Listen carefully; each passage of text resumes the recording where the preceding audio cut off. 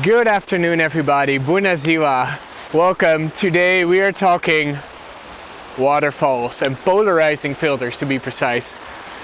The plan was to go to the Cascada Casoca, but it's a bit more impressive than this one, or all the other ones we'll see today. But there was a lot of mud and sediment in the water as well, so you couldn't really see anything, and it was just murky and gross, and it didn't look very good or interesting. And yeah, I wanted to show you something about the polarizing filter, and that just, you can only do that with a bit more clear water. It worked with the other Cascade as well, but wasn't really great. So I made it. I was just driving around Lake Siriu, not Siriu, which is a tripod brand, but Siriu. And I kind of ran into this place. I saw some nice waterfalls downstream. There was a little road here and took me to this one. So I think this is where we'll start off with the waterfall hunt today. I'll show you how I use my polarizer, how I make my composition.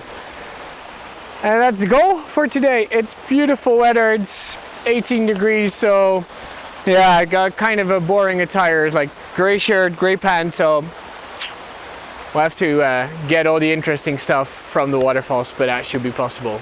Okay, the intro is way too long. Let's start shooting. Okay, time for part one of this trip, composition hunting.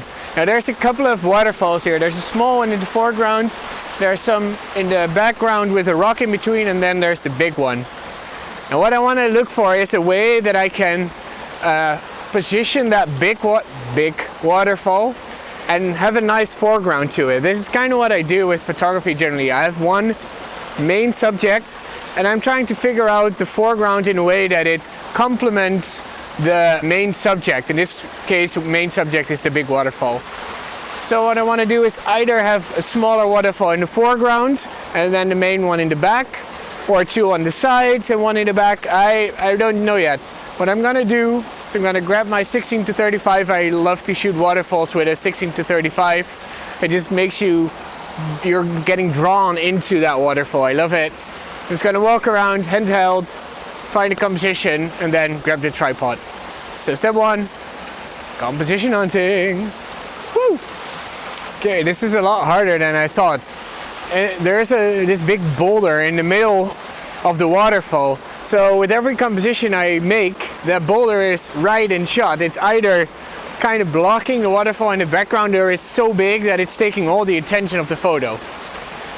So I'm gonna take one of the front way. It's still a bit in the way. It's not the best one, but I think that's this shot for this waterfall. There's more down the downstream. So we're just gonna start off with this one, and then we'll move on a bit to the next one. It's a good start. I think that's important for me for now, to just get something in, and from there on we'll work and get more into it.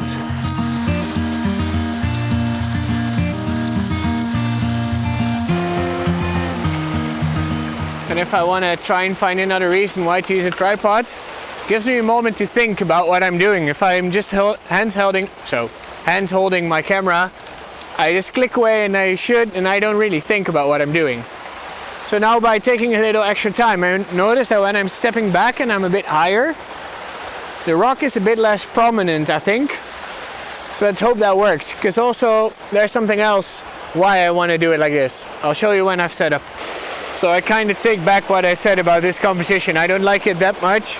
Like, there's this stream here in the waterfall in the bottom right corner, and the big waterfall in the top left corner. So the idea was that there's two waterfalls in two corners, so your eye will go from one waterfall to the other. But in this case there's too much nothing happening in the middle of the photo. So what I want to do is not take this photo. I will take it, but it's not it's not what I'm going for. That's okay, but as I said, I think there's too much nothing in the middle. So let's change this composition. So I tried to improve the composition a little bit, but still this rock is way too much in the way. Now we've also had this rock, which is really blocking a lot. This first waterfall is quite nice how it goes, but then here in the back, yeah, you can barely see the big waterfall anymore, and the middle ground is just a bit of a mess. So I think I'm gonna give up on this one. I'll still shoot it just to have it, but here we go. But it's not gonna be the photo of today. And I did choose to take a square crop because the edges are even more distracting. So yeah. Ah well, on to the next one.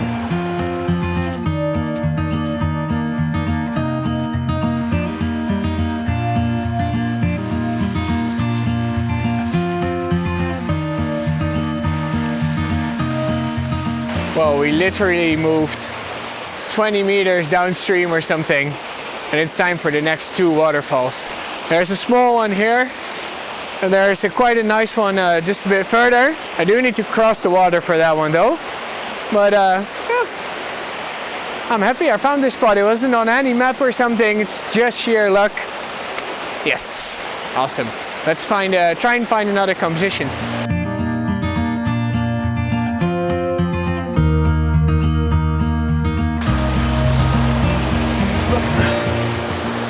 Before I risk getting wet and crossing to the other side, we're gonna start with this little waterfall here. And I think I can just get it all in from right here. Yes. And this is how I like it. I can sit down, I have a beautiful waterfall in front of me, and it fits perfectly on my camera. Yes, I'm happy. So I have this waterfall which comes in the top left of the image, and then it flows through the image all the way to the other side and out again. So this waterfall fills up the whole frame, the whole composition. That's what I want. So we're gonna shoot a couple of shots, a couple of photos to capture as much detail in the photo in the waterfall as possible. So I'm going to start off with quite a long exposure at f16, so most of it is sharp. ISO 100 at 1/4 of a second. Now at 1/4 I get all this smooth water, which you can like, which can be very nice, but I like a little bit of texture in my waterfalls as well. So we're gonna turn back the aperture a bit, back to f8. I'm gonna try and get almost the same exposure. Yeah, now I'm at 1/15 of a second, which already gives me a little bit more detail. And to slow the shutter speed even further down, I'm gonna turn up the ISO all the way to 800 in this case. And we're at 1/125th of a second. Nice, and now we have that really beautiful detail in the water, and we can blend all those together into one final composition, which is gonna be this one.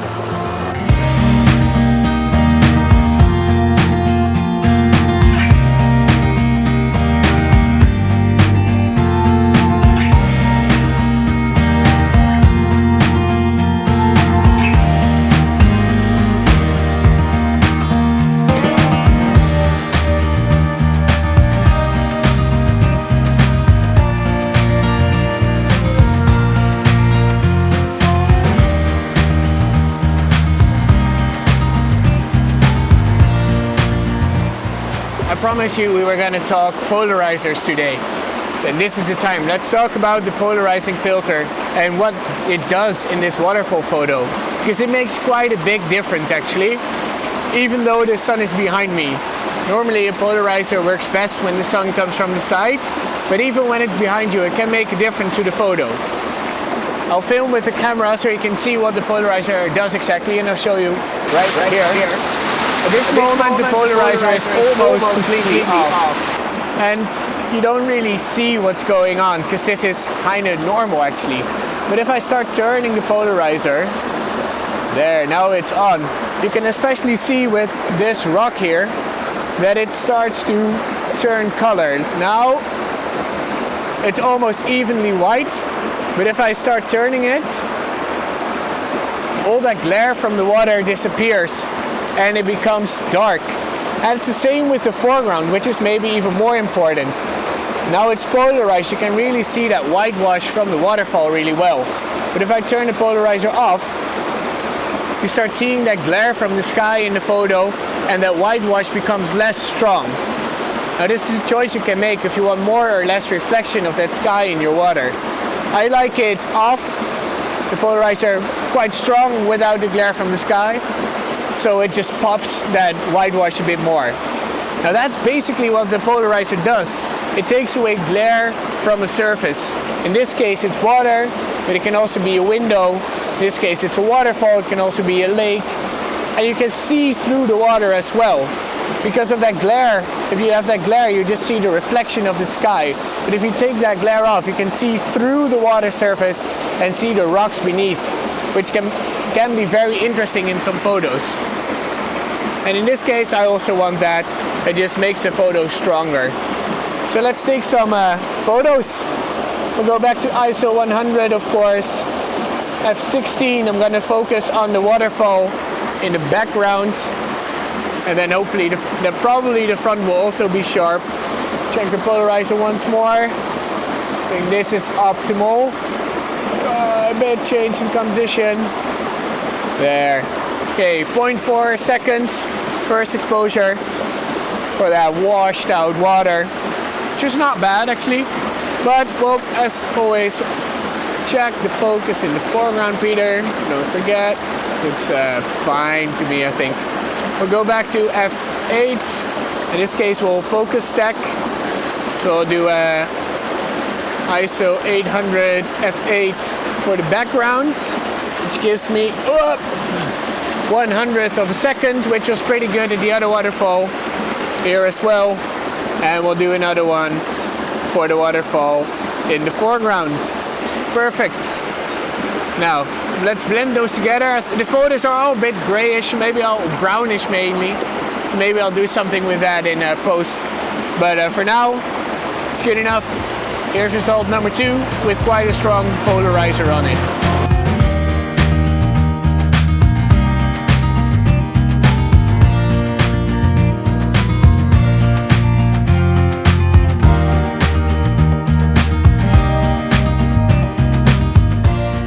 Okay, so let's get out of that noise of that waterfall a bit. Move a bit downstream and see what other waterfalls we can find, because it's all the way down to the lake and there's all these little waterfalls. And I want one which is preferably a little bit higher, but as I said last time, don't get my expectations up too much. Just gotta find something that looks good. Okay, let's see what we can find.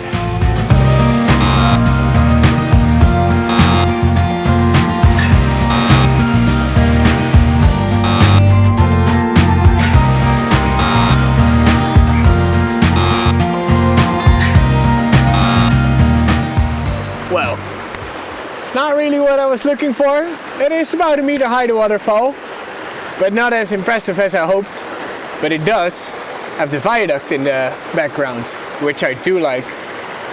It's quite impressively high. So what I'm just gonna do is I'm putting my camera in a portrait mode so I get the height, full height of the viaduct on it as well, with this waterfall in the foreground. Again, I'm using the polarizer to cut out that glare, to make that whitewash a bit clearer. And I'm shooting 3 exposures to get a nice blend of the water from the waterfall. So let's do that. And also, it's kind of a balancing act with the sky in the background, because that's quite bright. So it's gonna take a bit of composing this shot. And yeah, that's pretty much it. Time to blend and make this final result from it.